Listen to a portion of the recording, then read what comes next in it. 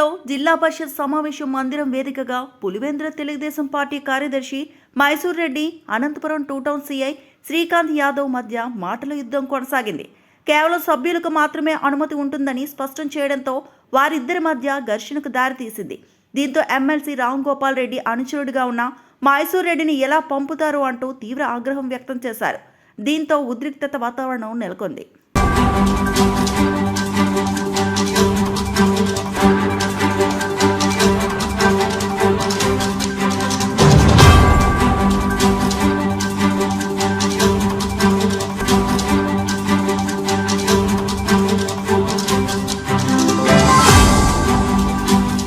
అనంతపురం నగరంలో జిల్లా పరిషత్ సమావేశం మందిరం వేదికగా పులివెందుల తెలుగుదేశం పార్టీ కార్యదర్శి Mysore Reddy, Anantapur two town CI Srikanth Yadav మధ్య మాటల యుద్ధం కొనసాగింది.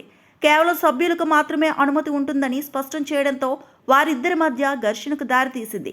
దీంతో ఎమ్మెల్సీ రామ్ గోపాల్ రెడ్డి అనుచరుడిగా ఉన్న మైసూర్ రెడ్డిని ఎలా పంపుతారు అంటూ తీవ్ర ఆగ్రహం వ్యక్తం చేశారు.